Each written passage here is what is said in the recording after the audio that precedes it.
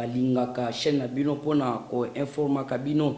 En tout cas, ozali na Mbanzangungu, Mbanza Kilembe, ozali na Congo Central, ozali na Bakongo, topesi yo mbote, voire même yonde kona biso ozali na Beni Butembo, Uvira Kasindi bipai wapi lobi MONUSCO et bandaki ko circuler na FRDC, donc ipona komeka ko kimia. En tout cas, bande kona biso ya Uvira, Irimu, Beni Butembo, Goma bozala calme, topesi bino pe jambo sana.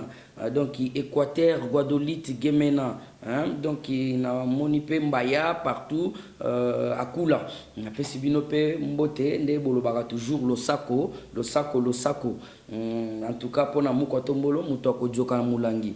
Voilà yonde kolanga pe ya otobengi dibumba diba ya Benedibela bakwa mpasu bakwa kalonji, donc baza ebele bakwa kanda bakwa boa bakwa dishi mwena ditu partout vous êtes na pesi ou toi puisque bozali ba congomani, donc ba congolais des pères et des mères yonde konanga pe ya kenge na kenge bandundu ville, donc Kwango donc popo kabaka maindombe na pesi peyo, donc ndengo lobaka toujours ebwenge, donc beto na beto betu sangana to soutenir Mukwa Tombolo. Voilà chers internautes, yo pende konanga ya libanda diaspora na bosani yote na pesi yo pe mbote place ozali, donc les Marseillais de Chibamba mama Anto Chilanda wala beya babengaka yo mingi ando. En tout cas na kati ya otobengi Londres mobiliser toujours kaka pona fachi ndenge otobengi Roger Luma, Roger le grand combattant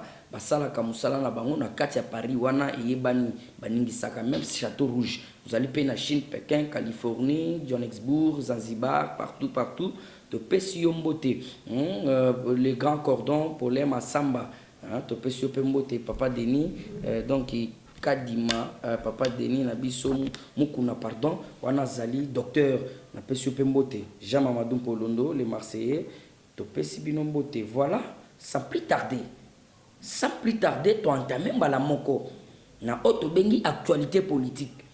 Alors actualité politique ya liboso ezali. Actualité politique ya liboso ezali to bandana na seni. Seni awa nazo yebisa bino mambu masobele. Mambu masobele pourquoi? Tolobaka toujours. L'air na yebisa kabino bandeko na biso Mbanza Kilembe, na sepelaka mingi na slogan na bango bomona neti baventure. Balobaka batu lampaka ba monam peleva. C'est-à-dire au tietembe au komona nde yango. Là na lobaka na lobango pambate. Qui vivra nde verra. Papa kadima yona. Papa kadima yona. Biso tozo ko soutenir kaka. Alors lobby, qu'est-ce qui s'est passé? Lobby tomoni kaka les 6 confessions religieuses ont finalement déposé les rapports, donc Otobengaka PV, sans entendre la Senko et les CC. Cela veut dire quoi? Les 6 confessions religieuses, bazui Otobengi PV na bango, puisque ba accorda ki bango de l'EA 48 heures supplémentaires. Oyo et sila ki mokolo ya lobby na 23 heures. Alors, bango tellement que l'air 48 heures, bapesa ki bango et bandi, basenga ki na église catholique, otobengi senko, na SCC, baya ko prendre part, na otobengi plénière na bango, il fallait ki basala, o basala ki, il fallait ki basala ki peut pas trouver compromis. Basala ki wapi, basala ki ango côté ya sim.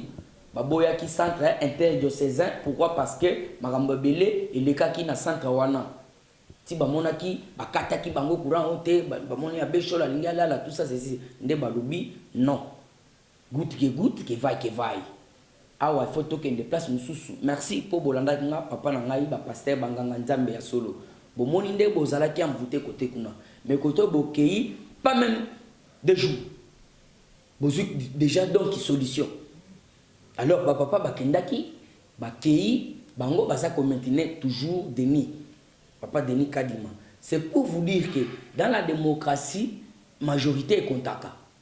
Même na bomoto boye, même na mpoasa, des personnes batelemi koto, 6 personnes koto, to bendana. ata bino moko vraiment bomona te que si personne bako benda bao bazami balé. Donc cela veut dire lobby PV Kotaki. Et pour votre information, Papa Mbata, donc André Mbata, au azalaki chargé dans ma cambotani commission paritaire à lobby et si lundi plénière écouté. Lundi plénière écouté. Pas d'aventure. Lundi plénière écouté. On a papa autobengi André Mbata. À lobby lundi plénière écouté pour déjà ba valoriser ou soit ba publier. Oya kosi cédé nanga. Tandis que Kotoyo na ebisaki bino que papa utembi na donc successeur na ya SCC ba koluka toujours implication chef de l'État. Mouko tombolo mo mayo akani dans les grands esprits ne peut pas s'impliquer na ba désordre ndengwana. Et je vous dis nulle part au monde entier. Ezala na Malawi, ezala na Togo, ezala na donc par nulle part totikala comme une élection ba pesango banganga nzambi. Seni wana ba pesango banganga nzambi ba organiser élection. Jamais nulle part. Ezalakana autobengi donc prérogative ya ministre ya intérieur. Mais l'homme quand on dans sa bonne volonté, puisqu'il y a des gens na bonne volonté politique, atali pe amoni que non, oui, na minute yo topé sa bango ba organiser l'élection puisque la RDC c'est un pays laïque. Mais tala bato ba pesi charge, bazo kende recourir et pas mon kantombolo. Là, les médias n'en parlaient pas. Là, les acteurs politiques sont le battre. Puisque, et là, on va le battre, voilà, à s'impliquer, ceci, c'est là. Maintenant, lorsqu'on les a donnés, hein, les responsabilités, il y a qu'à trouver les successeurs, il y a qu'à Nanga. Bako quitter. Bamoni était non, Mouto, Babimisi, tala. Nasa ko sabino jalousie mal placée et dakana elo côté. Tribalisme mal placé et dakana elo côté. Et le konini ba confession donc yoto bengi senkona SCC baboyeli papa Denis. Rien que pour azam luba. Mais autres ozo comprendre date. Boza ko boya mutu pona muluba pourquoi? Tandis que yende professeur ya ba professeur le bina ibisa kibino. Il est le professeur de tous les professeurs. Matière électorale les ana maboko na yende mutu afandisi matière wana. Il est allé même enseigner partout. Alors naza ko ibisa bino si confession religieuse ba kotisa ki déjà mémo wana ils a déjà maintenu. Ya wana yokaki donc lundi plénière ezokota dès ce lundi. Plénière ezokota. Pour être ba député baya ba comprendre tandis que tomoni quelques députés de toutes tendances confondues, donc tendances politiques confondues, mais bazalaka catholique, donc les députés nationaux catholiques de toutes tendances politiques confondues, bakenda okutana na otobengi Mosengo, cardinal Mosengo. Alors solo la kina makambo mingi ya senko, ba yeko solo makambo mingi ya ba attaque ou soit ya ba otobengi ba acte ya mabe ya vandalisme ya barbarie ou salamaki na résidence ya cardinal Ambongo. Mais mingi babeta qui c'était côté ya otobengi donc mokitani ya nanga makambo ya seni quoi. Alors vous devez comprendre na minito yo bango ba député grand Équateur jamais donc tobo tribalisme et koko tate nga mettre pichu loboko hein donc mboyo ya kati ya bosfa puisque bosfa boyebi ke abimisi ba judoka abimisi ba nani tout ça ba na kati kuna. Alors mettre pichu mboyo lobi quand tu tenir ya bandeko bazo loba tribalisme kota nga nazo sepela na yango te. Pourquoi? Parce que na kati ya équipe na ngai o ba accompagner nga pe na kende ko bunda bitumba puisque nga naza en tant que boxeur naza pe na bandeko na ngai ba yandi na ba to bandundu na pe na baluba na équipe na ngai o ba accompagner nga. Alors tribalisme et kota te biso na sport to boyi tribalisme. En tout cas, vous devez comprendre que non, Maître Pichou, les grands coachs Pichou, le beau comboyo, na pesio mbote belé pour un message au sali. Voilà toujours dans quatre actualité politique. Ah, on a ça quantamé dans le conseiller. Ba conseiller à mon quantombolo et belé ba sala et l'autre côté banzele baby mais tout le monde ba conseiller mususu ya infrastructure ba kei ko sala ba campagne na ba mbujimai.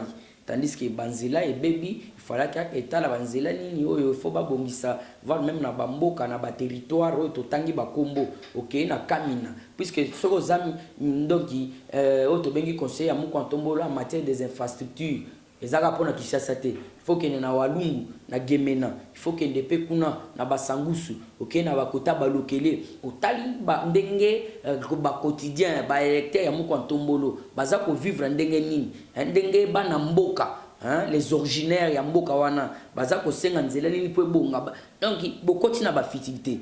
Et puis ebelo toyoki bazui ba carré minier côté madame Fifi Masuka. Alors yo conseiller oyebi déjà que ça impliqué côté à ba carré minier, yebelaka déjà au longo.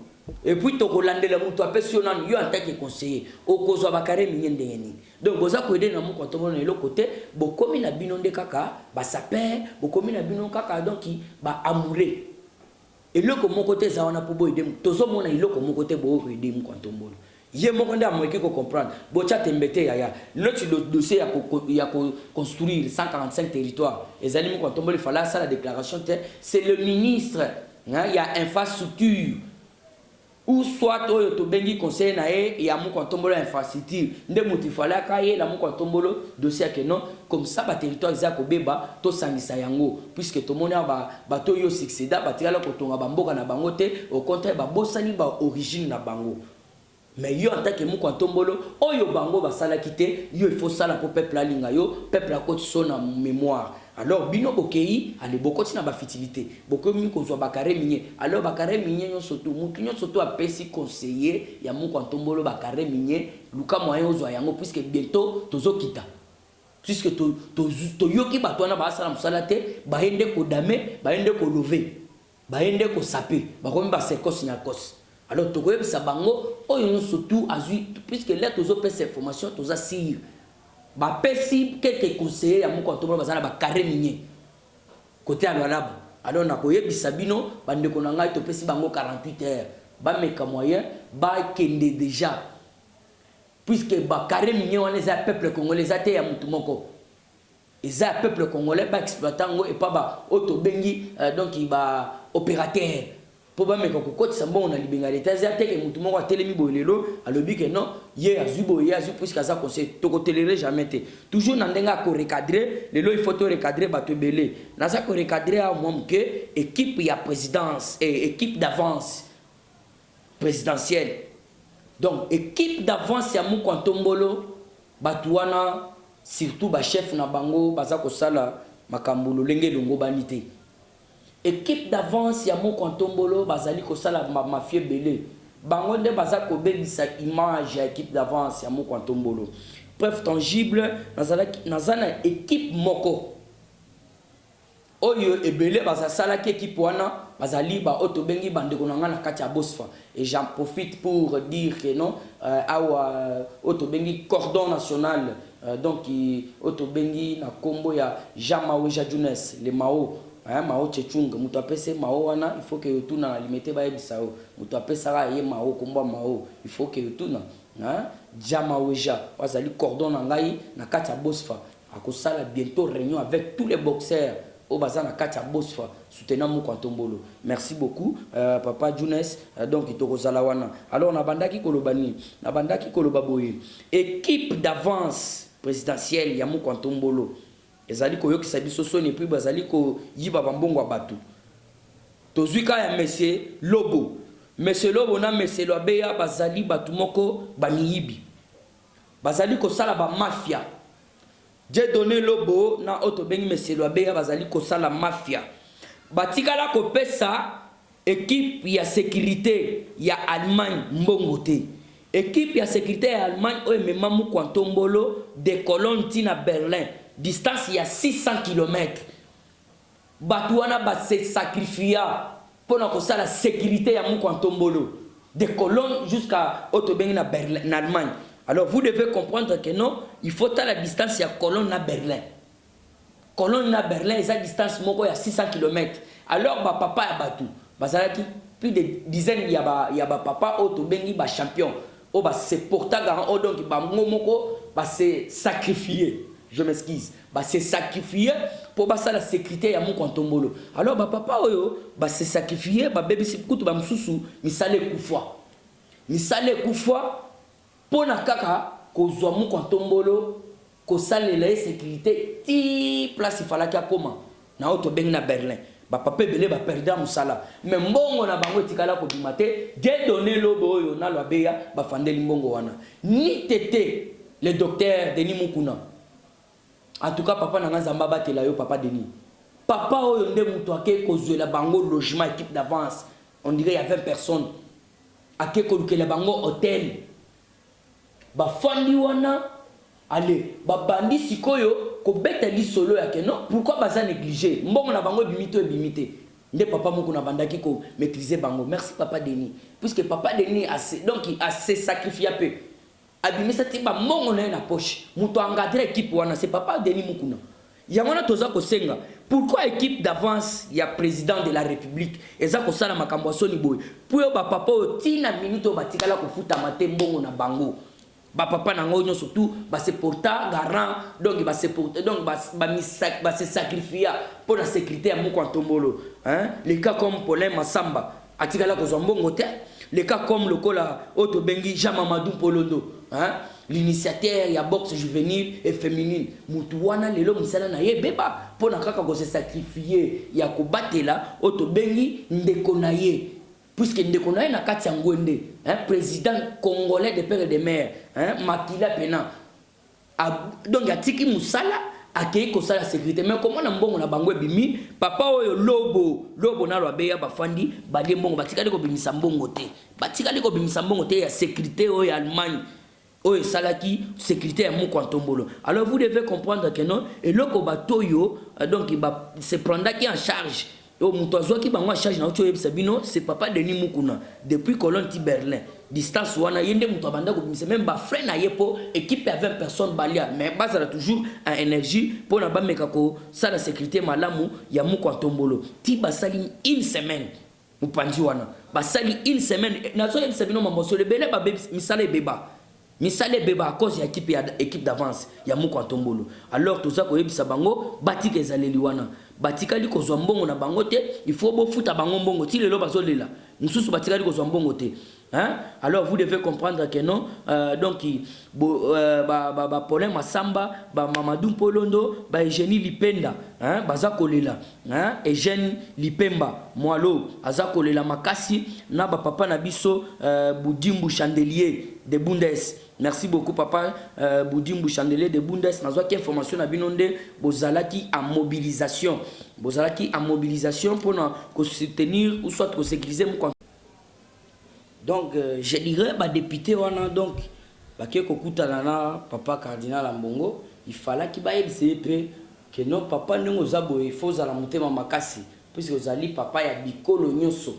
Ozali papa ya bikolo abaluba ba poya pe na kati ya église catholique ozali papa ya bayaka bato abandu bazana kati église catholique ozali papa ya Oto Bengi pe bandeko na biso balobaka Swahili baza pe kaka na kati ya Oto Bengi église catholique donc azali papa wa bikolo nyonso donc ba député bake ko solola makambo mususu alors bino ba député pe to ko yebisa bino wana za musala na bino te musala na bino ezali ko sala ba projet ko sala balon ko landela ba entreprise on a travaillé wanati on a travaillé kuna ba lobby détournement moyens atteint ikel lever détournement ikel lever naza ko yebisa bino bande ko ngai ba député musala il fallait ba sala za ko landela comment les agents de l'ONATRA ne sont pas payés 3 mois ya ba arriéré ya ba salaire na bango recrutement ba salaire à complaisance ba bazui tout ba petit audiana na ba maman Mikolo donc il est là comme côté et depuis Fatima quand on voit le bas que non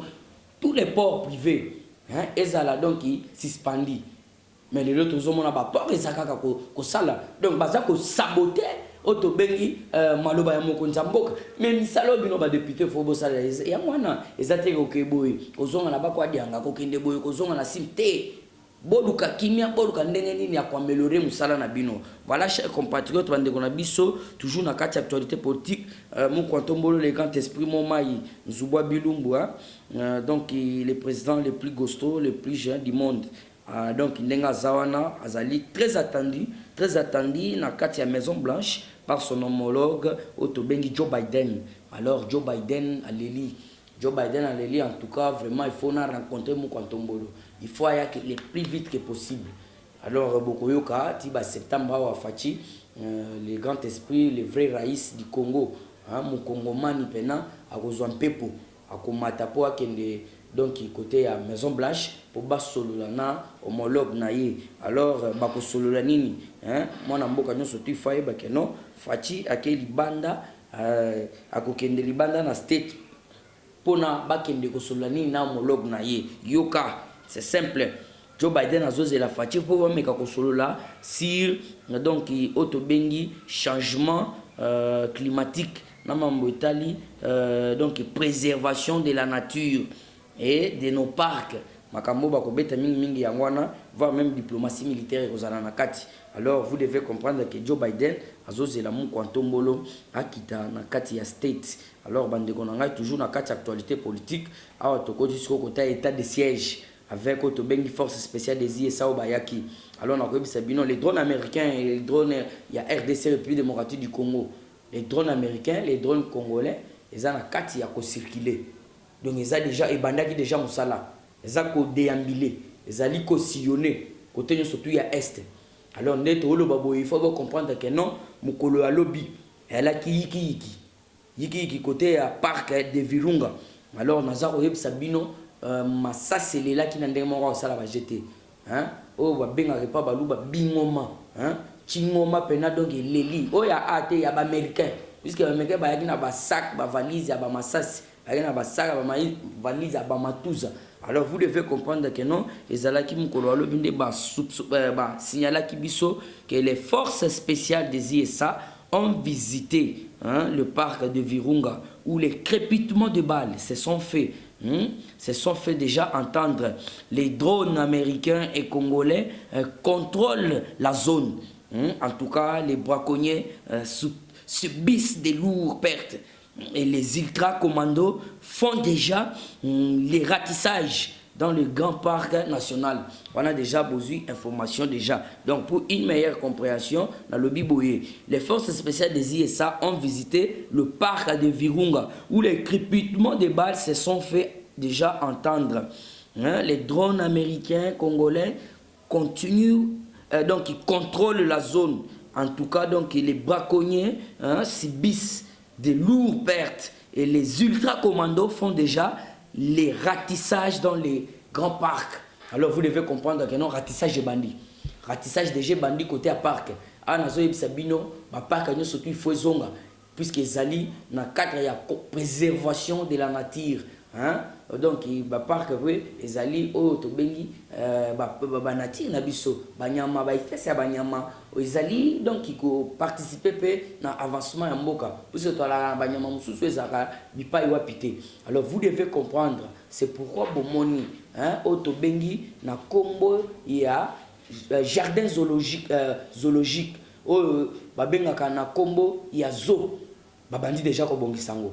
C'est-à-dire tout banyama nyo surtout bakenda kingakati o bakenda soki wapi bazonga bomona nde banyama bazonga bomona nde tolela kiti po ba lion o bakonda ki kota kingakati baza kolia te baza komela te eloko moko te ba lion wana nyo surtout baza ba lion ya oto bengi ya zona biso. Alors ba biloko nyo surtout wana banyama na biso bakozonga. Alors Faci azali l'espoir de tout un peuple et c'est pourquoi mutuana azali na incarnation.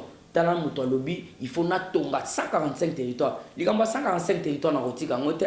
Il faut là qu'il va m'aider beta CT. Et le bas pourquoi toujours Faci de Moutoye na likanisa ya kotonga 145 territoires. Na ebisa bino jour wana ke Moutoye bi histoire malamu ya mboko. Moutoye bi histoire ya mboko lokolo to bengi donc il vient na Damas na kati ya Londres. Bayebi que non mboko ezali donc et kanga basangisi yango à travers 145 territoires. Donc qui dit 145 territoires azokoloba déjà République démocratique du Congo. Qui dit 145 territoires dit déjà République démocratique du Congo. Mais bomoni mona mboka mi beti tolo na donc abeti mbata na tolo alobi na sa ko construire yango et puis à bientôt. Ya on a qui jour wana na tangela ki bande ko na biso belé donc il y a Bandundu voire même il y a Otobengi à côté à Bakongo ba Otobengi ba tribu na bango ba sepela ki makasi ba sepela ki nde ya on monaki papa na ngai Marcel abengaki nga pe côté na bango ya Kasai Occidental lobi ya biso pe tribu bo lo belango te. Pourquoi? Alors papa na ngai ba tribu na bino surtout na ko maîtriser ngo wa bokoyoka tozali neti lokola na tribu ya Bena Fwamba bako ameshi wana ezali ba tribu ya Kasai Occidental tozana Bena Fwamba tozana bako ameshi tozana bako akasanzu tozana Bena Ndemba tozana Bajila Kasanga tozali na bako abiai tozali na bako anyambi. Voilà boyoki déjà wana eza ba tribu ya côté ya Kasai Occidental. Donc tozali pe na Bena Kashia wa Jonga. Voilà Bena Kashia wa Jonga tozali na Bambindi tozali na Bena Luiza tozali na bako Andolo tozali na Bena Kasasa tozali na Bajila Kampumbu tozali na Batetela tozali na Basonga tozali na Bena Chadi tozali na Bena Kanyuka tozali na Bena Muchipai tozali na Bena Kalamba tozali pe na bakwa Nkata tozali na Baketa. Voilà tozali na Baketa Bashilela tozali pe na Bakuba voire même bakwa Luntu na otobengi Bena Ngonje. Wana ezali ba tribu ya Kasai Occidental oyo tokosangisa na ba tribu ya Bandundu oyo tokosangisa na ba tribu ya otobengi ya Équateur oyo tokosangisa na ba tribu ya Bakongo tokosangisa na ba tribu ya Kasai Oriental. Bokoyoka tokokoma tina ba province surtout boza ba tribu po yango nde tozotonga na ba chinois bientôt là misale zobanda.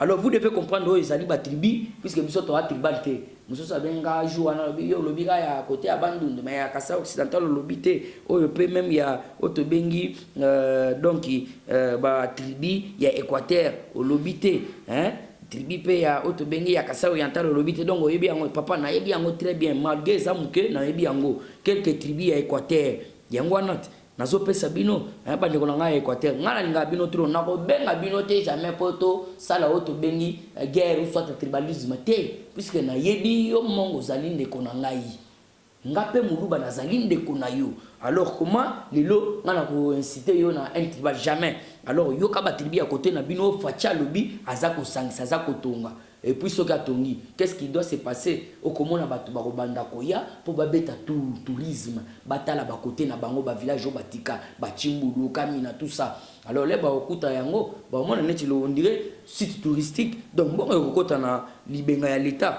zona ba tribu ya côté Équateur opona ba onyo surtout bazoko maboko ma déjà. Donc tozali na ba mongo tozali na bambuza tozali na bangabaka bangapa te tozali na bambuza bamongo bangambaka. Voilà bangombe bangambadi balimbinza etc.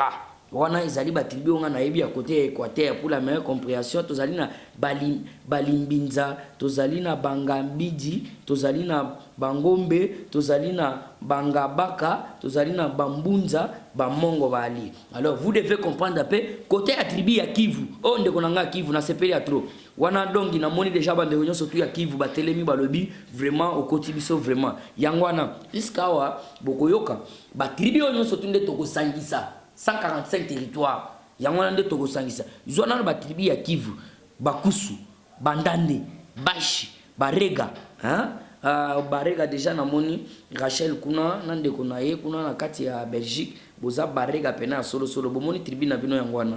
Donc bashi barega bambembe bafulero bahavu bawalungu donc bangonde tribu ya Kivu pour la meilleure compréhension bandeko Kivu bokoma so bamsusu ba yeba kate bazana poto ba yebite. Alors vous devez comprendre bakusu bandande bashi barega bambemba bafulero bahavu bawalungu. Donc province orientale pe tozali na basoko balokele baboa bawangenya baturumbu etc.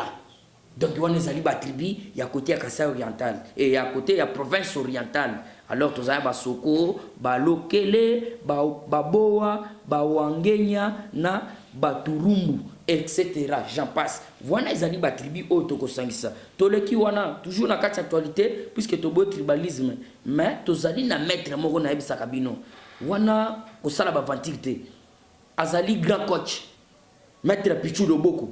Donc Pichu Loboko Mboyo wana azali na kati ya Bosfa alobini to bengi donc salaire na binote bozwaki ba indemnité na binote compte tenu ya bato et mibale bazali ko chapeauter équipe ya donc équipe d'avance ya Mukantombolo. Alors toza ko sepelate na auto bengi comportement na bango. En tout cas merci beaucoup papa Boudimbu le chandelier de Bundes yende kutunde chef ya fil wana ya équipe mobimba yende mutu amikaki ko apaiser donc équipe qui base na se tozwa mbongo tozwa te Félix Antoine Kisekedi azande kona biso mais biso tokanga makaka na papa Denis Mukuna yende ba charge. Merci beaucoup papa Denis ndenge osungaki bango mais bato vraiment donner lobo na lo beya baza batu moko il faut donc ba meka ko comprendre musala bazo ça sinon musala na bango ko beba Mukantombolo tozo belela biso to ningite batu balela na kombo ya na Mukantombolo.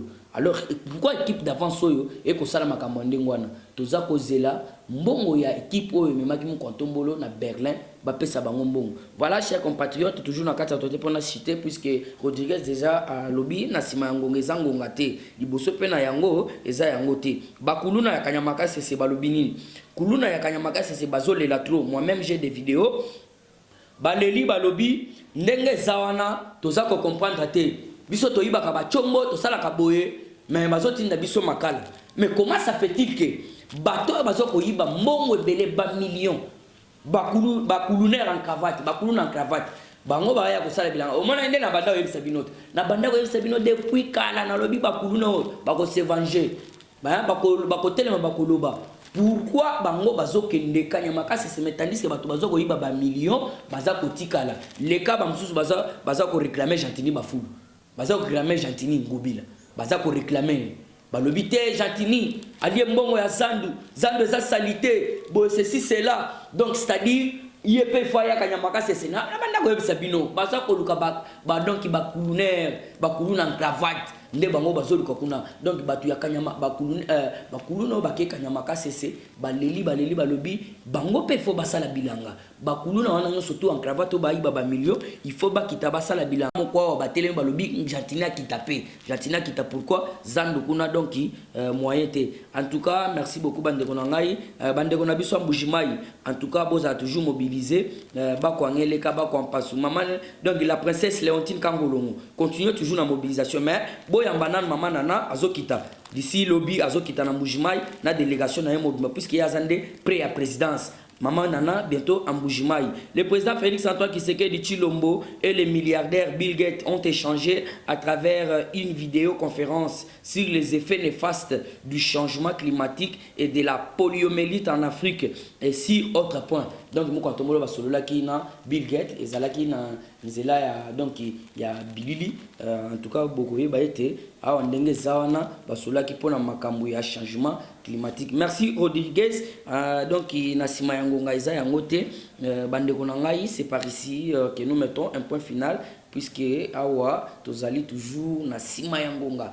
Merci na balandi na biso nyonso tout babeti libaku ya kolanda biso tokuta na mokolo ya sima apesi bino nyonso tout mbota na bino nyonso tout ezala les Marseillais Dio Chibamba Paulin Ngongo donc Rodriguez ingénieur John apesi bino mbote na kombo ya Yesu Masia tokuta na à la prochaine ciao.